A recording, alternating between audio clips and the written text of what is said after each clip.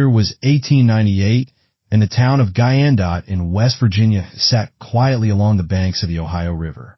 Life here was steady, slow, and predictable, shaped by the rhythms of the water and the sound of coal trains moving through the hills. From the outside, nothing about this town seemed unusual.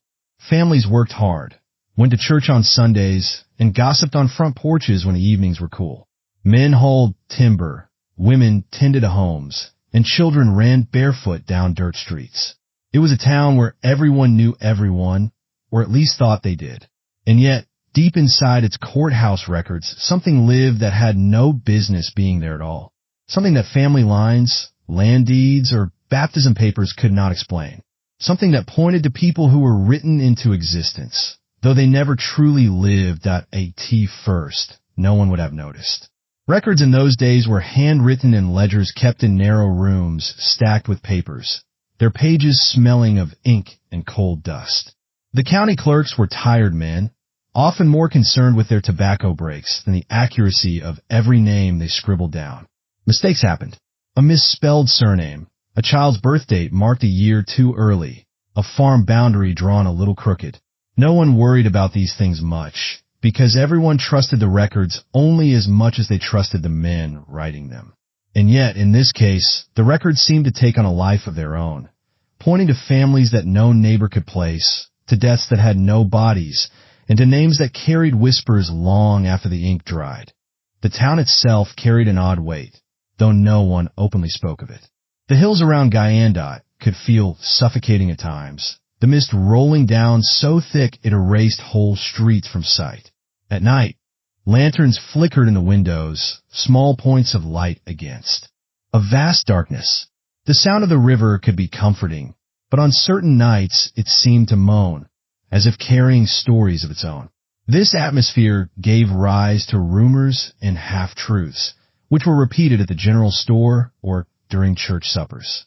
Everyone knew someone else's business, but sometimes it was the shadows of the unknown that clung the hardest. And here in 1898, the unknown was about to move from whispers to something heavier, something that would stain the town's history. In the courthouse ledgers appeared names that should have belonged to real people. Marriages that no one remembered attending, deaths that left no grieving family, entire households noted as if they had lived and died along those dirt roads. At first, it might have been blamed on careless clerks, but when names surfaced again and again, connected to property transfers, inheritances, and even crimes, it became harder to dismiss. The strangest part was that the people in those records seemed almost to haunt the town itself. Old women swore they had seen faces in the windows of houses long abandoned. Children dared one another to walk past fields where the paper people were said to gather. And yet, no grave bore their names. No living soul could claim them as kin. They existed only on the yellowed pages. The real families of Guyandotte lived plain lives, though not without struggles. Many men worked dangerous hours in the coal shafts, coughing up black dust by nightfall. Some dreamed of leaving, though few ever did. Women bore the weight of too many children and not enough money. Their hands cracked from scrubbing and sewing. The churches offered sermons on sin and salvation, though in the corners of pews, people whispered about things that had nothing to do with Scripture. Who was drinking too much, who was cruel behind closed doors, who was owing debts they couldn't pay. It was the sort of town where appearances mattered.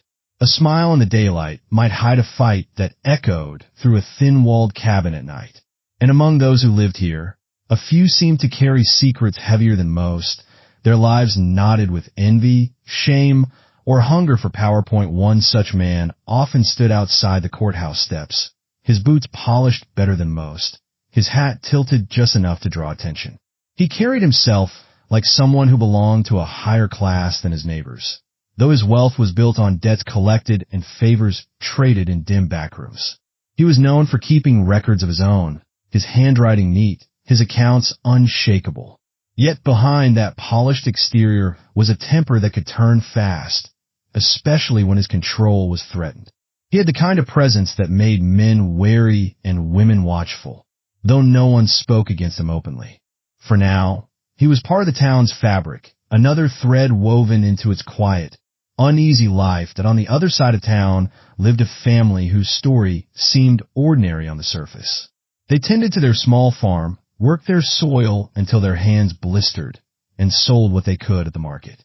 They were neither rich nor poor, but they carried a quiet dignity that others respected.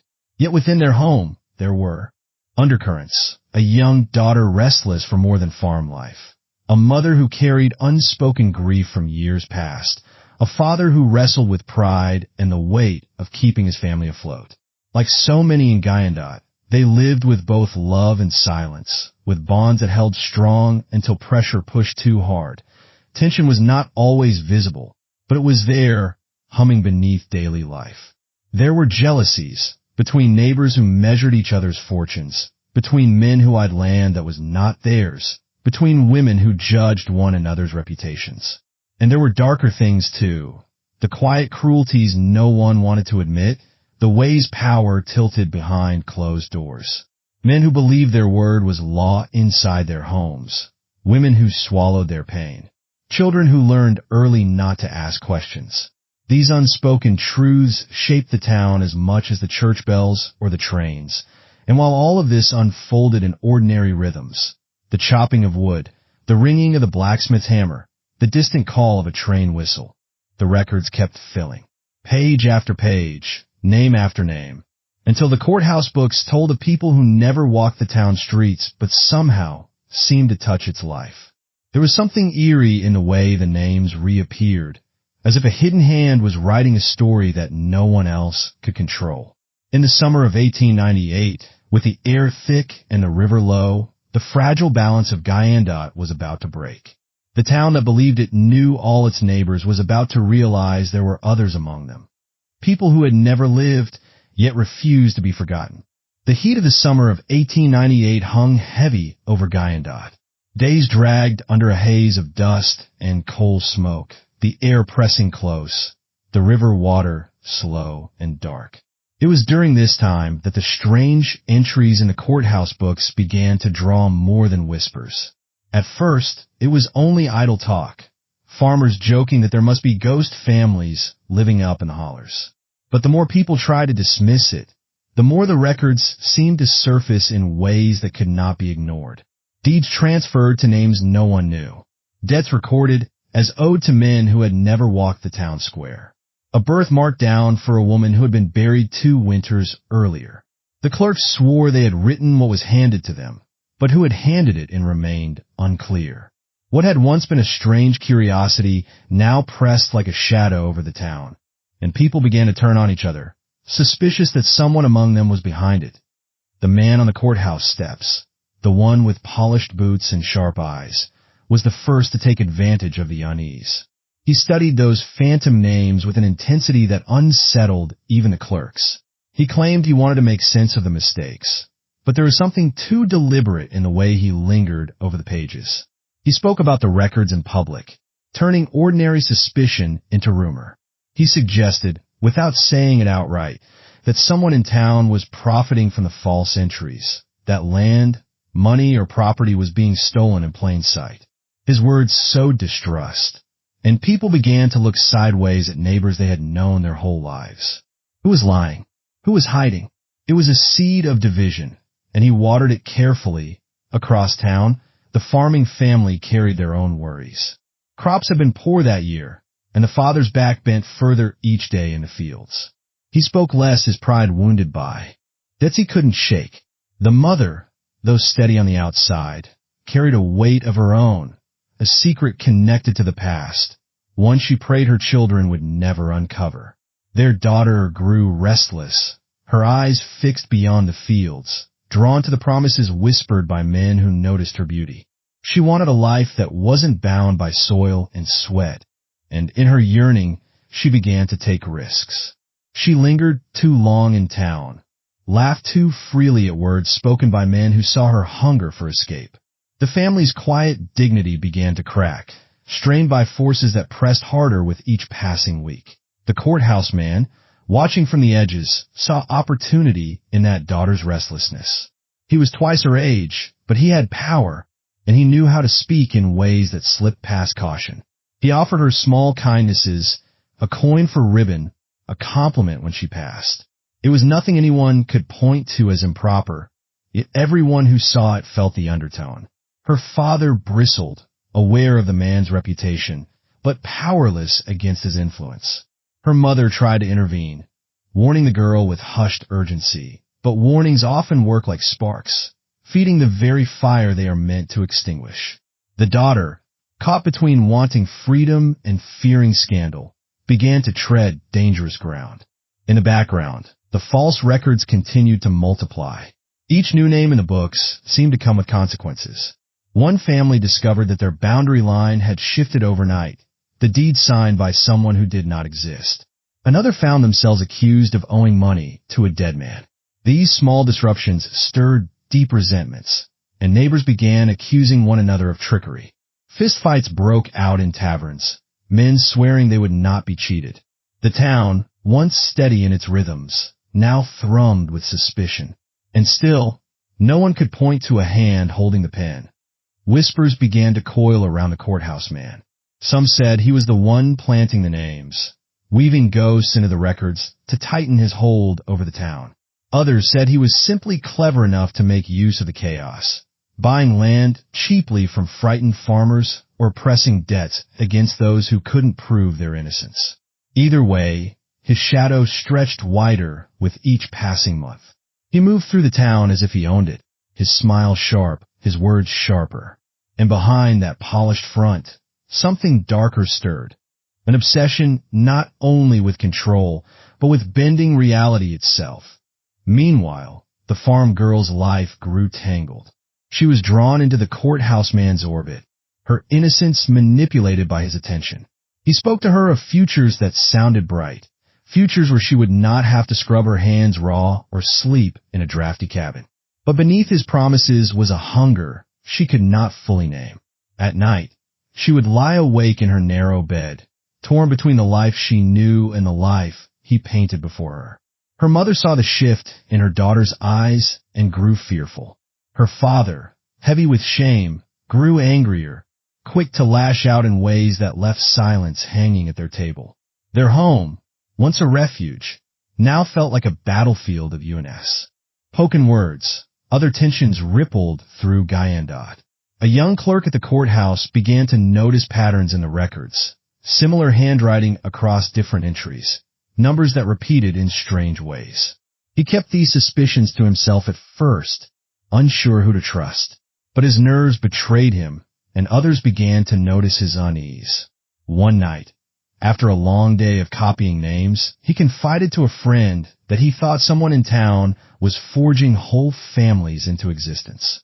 The next day, he was found beaten outside the tavern, his jaw broken, his memory of who struck him clouded by fear. Few doubted who had sent the warning, but none dared speak it aloud. By autumn, the town's fragile trust had splintered. Church pews buzzed with quiet accusations, and neighbors who once shared bread now locked their doors. The farming family withdrew further, their daughter's absences harder to explain, their debts heavier than ever. The courthouse man's hold tightened, his obsession with both the false records and the girl consuming him. He was no longer content to hint and manipulate from the sidelines. He wanted control made absolute, and he would use whatever means the town's fear and confusion gave him. In the farm girl, he saw not just beauty but a way to cement his power. In her father's weakness, he saw leverage. In the chaos of the records, he saw a perfect smokescreen for whatever he chose to take. What no one yet understood was how far he would go, or how far the false names in the courthouse books would drag the living down with them. The town's unease had shifted into something sharper now, a fear that the paper people were not only haunting the records, but reaching into the lives of those still breathing. And as that fear grew, so did the danger. The boundaries between truth and lies, flesh and ink, were thinning. Guyandotte was no longer a quiet river town. It was a place where suspicion fed on itself, where power dressed itself in polished boots, and where one family's secrets and one man's hunger were on a collision course. By the time winter neared, the town was already breaking apart, though few yet understood that the worst was still to come. The night it happened, the air hung thick with the kind of silence that comes before a storm. The sky was low and restless, heavy clouds swallowing the moonlight, leaving only patches of dim glow across the dirt roads of Guyandotte.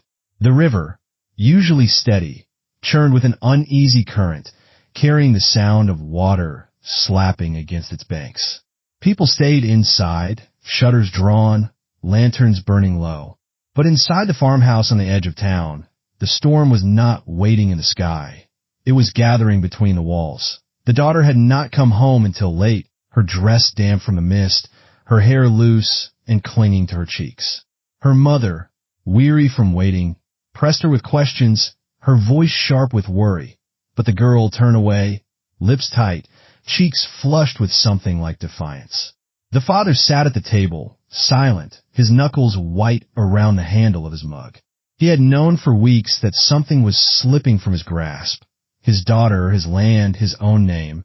And now the truth pressed down on him like a weight he could no longer bear. Rumors had reached his ears that she was seen speaking with the courthouse man again, laughing in ways a daughter should not with someone like him. And behind those rumors were darker whispers, ones he could not allow to be true. The confrontation was swift, words striking sharper than blows. The father demanded answers. The mother pleaded for calm, and the daughter, trembling with fury and shame, threw her secrets. She spoke of promises, of a life beyond the farm, of a man who swore she could be more than a girl bound to soil and debts. Each word was a knife, driving deeper in her father's pride. He rose from the table, his anger breaking loose, the room shaking with his voice. His wife tried to step between them, but the girl's fire matched his rage, and she refused to bow. For the first time, she looked her father in the eye not as a child, but as someone who had chosen her own path. Even if that path was ruined, it was then that the sound of boots came from outside, measured, heavy, deliberate. The mother froze, knowing instantly who it was before he even reached the door. The courthouse man, drawn by his obsession, had come to claim what he believed was his. He stepped into their home without waiting to be welcomed, his presence filling the room like a shadow. His voice was calm, too calm, as he spoke of debts owed, of mistakes in the records, of claims he was ready to settle tonight. But beneath his words was a hunger too sharp to hide. His eyes lingered on the daughter, and in that moment, the truth was laid bare. He had written her family's ruin into the books so he could take what he wanted, piece by piece. The father saw it too, and in that recognition, something inside him snapped. The argument boiled over into violence. He lunged at the man, fueled not just by rage, but by desperation, the years of toil and humiliation crashing into one moment. Chairs scraped, a lamp toppled, shadows tore across the walls. The mother screamed, pulling at her husband's arm, but he was past reason. The courthouse man fought back with cold precision, his polished boots striking hard, his hands strong and merciless. The daughter cried out, torn between fear and disbelief, realizing too late the trap she had walked into. The struggle turned brutal. The father's hands locked around the man's throat, pressing with all the fury of a man who had lost everything. The courthouse man clawed, gasped, his eyes wild, his calm mask finally shattered. For an instant, it seemed he might overpower the farmer, his strength fueled by years of dominance. But the father's rage was greater. With a roar, he drove the man back against the table, the wood splintering under the force. The daughter screamed again as the lamp fell, flames licking the edge of the floor, smoke curling upward, and then it was over. The courthouse man's body went slack, his face drained of color, his polished boots scuffed with dirt. His chest heaved once, twice, then stilled. The father stumbled back, staring down at what he had done, the reality crashing into him like the river's current. His breath came ragged, his eyes wide with horror. He had killed him, not in secret, not in silence, but here in the open, in the heart of his own home. The mother was the first to move, dragging the lamp upright, smothering the small flames with her skirt. Her hands shook, her heart pounding, but her voice was sharp when she spoke. "We mustn't let this leave this room." She looked at her husband, then at her daughter, her eyes fierce with a claret. Why, that came only in moments of pure terror. She knew what the town would say, what the law would do. The courthouse man had been powerful, untouchable in their eyes. His death would not be seen as justice, but as rebellion, and rebellion was crushed without mercy. The daughter stood frozen, tears streaking her face, staring at the lifeless figure on the floor. Her thoughts spun, a whirlwind of guilt and disbelief. She had wanted freedom, she had wanted escape, but never this. She whispered his name, as if calling him back, as if undoing her part in what had unfolded. But the silence answered her, thick and final. The father dropped to his knees, pressing his hands over his face, muttering prayers and curses in the same breath. He had meant to defend his home, his family, his dignity, but now he had blood on his hands. He saw the gallows in his mind already, the rope, the jeers of neighbors who once shook his hand. He felt the weight of doom pressing down, heavier than any debt. The mother moved quickly, her fear transforming into a grim determination. She ordered her daughter to fetch water, to clean the blood before it seeped too deep into the wood. She told her husband to stand, to gather himself, to not let the world see him broken. Her mind raced through possibilities. Bury the body near the river, claim he never came here, hope the chaos of the false records swallowed this crime as it had swallowed so many others. It was madness, but it was the only hope she could cling to. Together, with trembling hands, they dragged the body across the floor, the boots leaving streaks in the dirt. The sound of it was unbearable, each scrape a reminder of what they had done. The daughter wept silently, her breath hitching as she wiped the blood, her small hands shaking so badly the cloth slipped again and again. The father moved like a man in a trance, his face gray, his eyes hollow. "Ow!" The mother kept pushing them forward, her voice steady even as her own chest heaved. Outside, the storm finally broke, rain lashing against the windows, thunder rolling through the hills. It masked their movements, drowned the sounds of their crime. But inside, no storm could wash away the truth of what had happened. The man who had haunted their family, who had twisted the town's records, who had reached too far into their lives, he was gone. And with his death came no relief. Only the certainty that the worst was still ahead, that in the hours that followed, panic and denial battled in their hearts. The daughter whispered again and again that no one would believe them, that the town would call it murder, no matter what they said. The father sat in silence, staring at the blood under his nails. The mother, her jaw set, forced them to move, to act, to cover what could not truly be hidden. They worked through the night, their fear so sharp it clung to every breath. When the storm passed, and the first gray light of dawn crept through the cracks in the shutters, the farmhouse was quiet again. The body was gone, the blood scrubbed, the broken table pushed against the wall. But the air was thick with the weight of it, as if the walls themselves knew. The crime had been done, and though they had tried to bury it, its shadow stretched far beyond their home. The courthouse records still waited in town, their false names whispering from the pages. The town still stirred with suspicion, its people ready to believe the worst. And somewhere, in the silence between dawn and the first call of the coal train, the family knew they had crossed a line they could never return from. What began as whispers in the records had ended in blood on their floor, and Guyandotte would never be the same again. The dawn after the storm carried with it a silence that felt heavier than thunder. The farmhouse sat still against the wet fields, its windows shuttered, its walls holding a SE, Cret too large to contain. Inside, the family moved like shadows, each step careful, each word weighted with the knowledge of what they had done. The father barely spoke, his eyes fixed downward, his body bent as if he carried the weight of the lifeless man still slumped across his shoulders. His hands, though scrubbed raw, still bore faint stains, the memory of skin and blood clinging to them no matter how hard he tried to wash them away.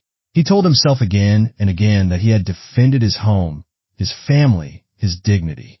Yet the echo of that last moment, the man's gasping breath, the way his body went still, haunted him with every blink. The mother hardened herself to the grief around her. She had chosen survival over despair, and survival required silence. She kept her daughter close, never letting her wander into town alone again. She scolded her husband for his weakness, though her own heart quivered at the sight of him staring into nothing, his mind adrift in a storm of guilt. She told them both, that they had no choice but to keep going, to carry on as if nothing had happened.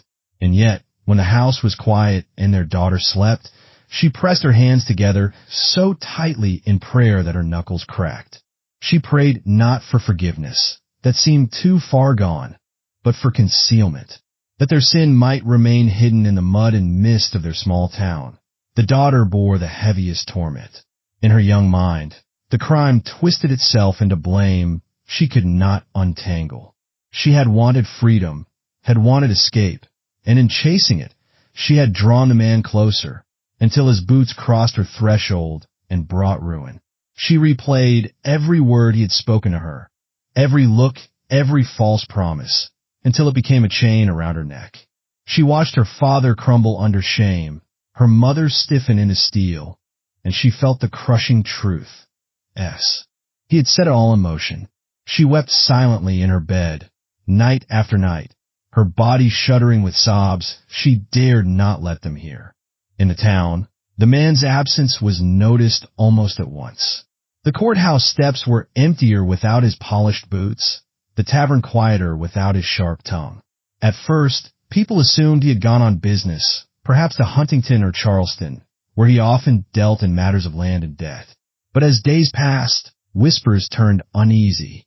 He was not the kind of man to vanish without leaving his shadow behind. Some suggested he had taken ill, others that he had left suddenly to settle debts elsewhere. But in Guyandotte, silence always fed suspicion. And soon enough, the question hung in the air, who had reason to want him gone? It did not take long for eyes to turn toward the farming family. Their debts were known, their struggles visible, and the courthouse man's interest in the daughter had not gone unnoticed. Neighbors had seen the way he lingered when she passed, had whispered about it after Sunday services. Some pitied the family, others judged them harshly, saying the mother should have kept the girl closer, the father should have spoken louder. When the man failed to return after weeks, the whispers sharpened into speculation. Perhaps he had wronged the wrong people. Perhaps the farmer's pride had snapped. Perhaps something darker had happened inside that farmhouse during the storm. The weight of suspicion pressed hard on the father. Each time he walked into town for supplies, he felt eyes on him, heard the hush of voices cut short as he passed. Men who once shook his hand now offered stiff nods. Women who once traded with his wife kept their distance. The daughter avoided town altogether, her shame burning too hot. The mother, holding her head higher than before, carried their secret with an iron will. She faced the stairs without flinching, her voice sharp when anyone hinted at gossip. Yet even she could not escape the gnawing dread that one day someone would come asking questions they could not answer. The law did come eventually. A deputy rode out to the farm, his face cautious but stern. He asked when they had last seen the courthouse man, what dealings they had with him, and if they knew of his whereabouts. The father stammered, his voice halting, his hands betraying tremors. The mother stepped in, her words steady, weaving a tale of the man's visit weeks earlier, of his talk of travel and business elsewhere. The deputy listened, eyes narrowing, but without proof, he could do little more than nod and ride back to town. Still, the visit left its mark. They all knew the questions would return, and each time the answers would grow harder to give. Psychological wounds deepened as the months dragged on. The father grew quieter, retreating into long hours in the fields, his shoulders stooped, his voice almost gone. At night, he drank until sleep took him, hoping to silence the image of the man's lifeless body. The mother hardened further, her temper short, her patience thin. She clung to the belief that their survival justified the silence. But cracks showed in her composure when she thought no one was looking. The daughter carried her guilt like a stone in her chest. She avoided her reflection, unable to face the eyes that stared back at her. Once she had dreamed of escape, of leaving the farm for a brighter life. Now she felt bound to it, chained by the secret that no town or city could free her from. The community's perception of them shifted in ways that could not be undone.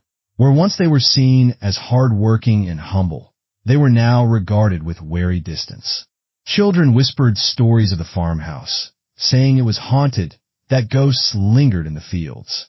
Men spoke cautiously of the father, some with sympathy, others with suspicion. Women eyed the daughter with pity, their whispers carrying both judgment and sorrow. The family's place in Guyandotte was changed forever, not by proof of the crime, but by the unshakable sense that something terrible had happened behind their walls. And in the courthouse, the records remained. The false names still filled the ledgers. The phantom families still haunted the pages. Without the man to drive them, the entries slowed, yet they did not vanish.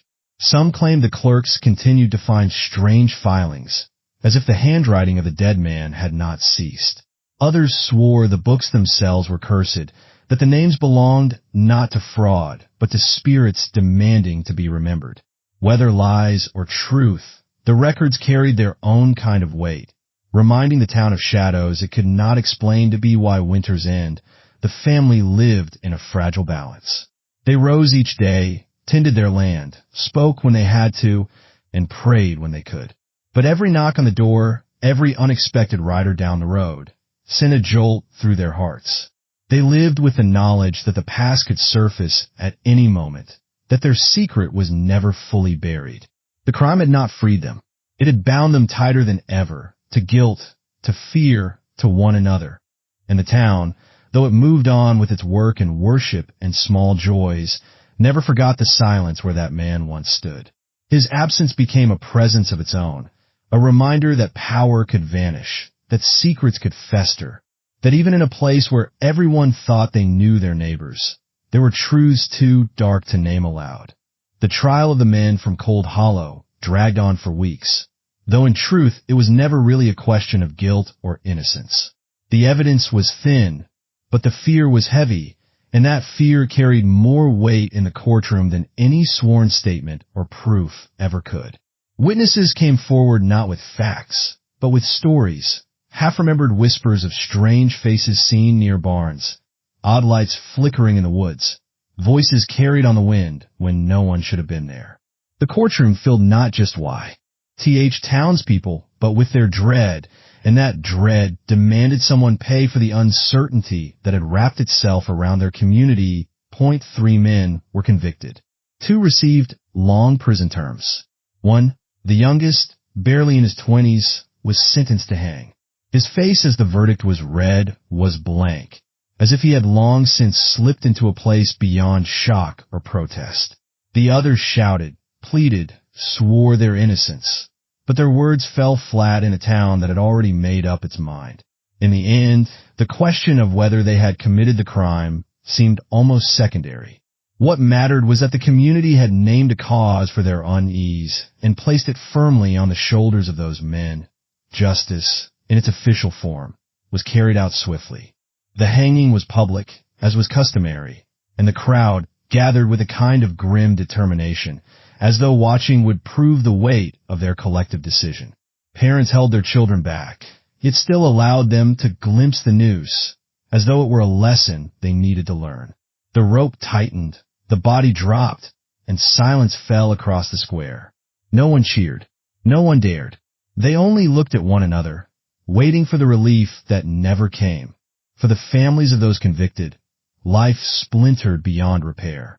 Wives were left with shame stitched into their names. Children whispered about in schoolyards, and homes once warm with community ties now stood on the edge of silence. In a town so small, reputations were currency, and theirs had been stripped clean.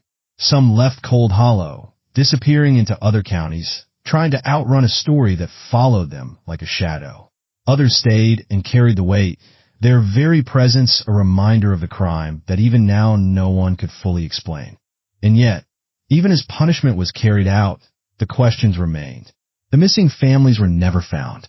The empty houses sat on the edges of fields, weathered boards creaking, windows dark, as if they held secrets no one dared uncover. Records showed names of people no one could place, births and marriages no one could recall, and yet the ink remained clear on the pages. The absence lingered heavier than the bodies condemned for it. The town had punished its chosen culprits, but the deeper mystery, the one that first tore into them, stayed unresolved. In the years that followed, Cold Hollow grew quieter. Some said it was simply the way of small towns, young people leaving for larger cities and new lives, leaving behind a shell of what once was. But others swore the place had never recovered from 1898, that something in the soil had been unsettled and never quite found its rest. New ministers spoke of sin and cleansing, of the dangers of letting evil seep into daily life.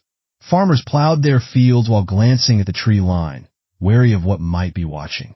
Children whispered about the houses where no one lived, daring each other to step on porches that seemed to sag under the weight of unseen footsteps. Was justice served? Perhaps in the eyes of the law, but not in the hearts of the people. If justice is meant to bring peace, it never came to Cold Hollow. The men who paid with their lives may have been guilty of something, but whether it was the crime for which they were condemned, no one could truly say. What was clear was that the town itself had been altered. It had tasted its own capacity for suspicion, for fear turned into punishment, and it could never return to the innocence of before. The broader world, of course, never heard much of it. A few scattered articles in local papers, a note in county records, then silence. Yet within that silence lay Summit. Hing deeply human, the way fear can bend truth, the way power can be held not just by laws but by whispers, the way people cling to order even if it means building it on fragile ground. The story of Cold Hollow was not just about crime, but about what people will do when the unknown presses too close, when the line between reality and imagination blurs. Looking back now, it is tempting to frame it as a lesson about the dangers of hysteria, about the ease with which communities can turn on their own, about how the search for justice can sometimes mask a deeper unwillingness to face the unexplainable. It is tempting to say that Cold Hollow reveals the fragility of morality, how quickly it bends when people are afraid.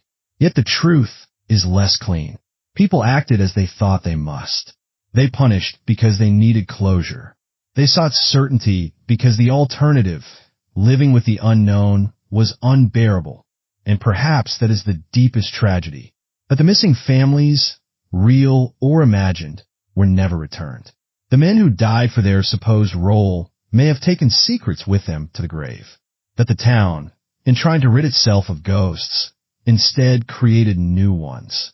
In the end, the story of Cold Hollow is less about a crime solved than about the scars left behind when a community fractures under fear. It is about the weight of silence in a courtroom, the creak of rope on a wooden beam, the echo of footsteps in houses that should have been full of life but stood empty. It is about the way power shifts in quiet rooms, the way suspicion can twist neighbor against neighbor, the way morality itself can blur when people are desperate to believe they have done what is right. Years later, the records still tell their story. Names of people no one recalls. Pages marked by births and deaths that lead to no graves, no descendants. A trail of ink pointing to lives that may never have existed, yet whose absence carve a wound into an entire town. And so, Cold Hollow lingers not just in history, but in the uneasy space between memory and myth, justice and injustice, truth and the shadows people fear to name.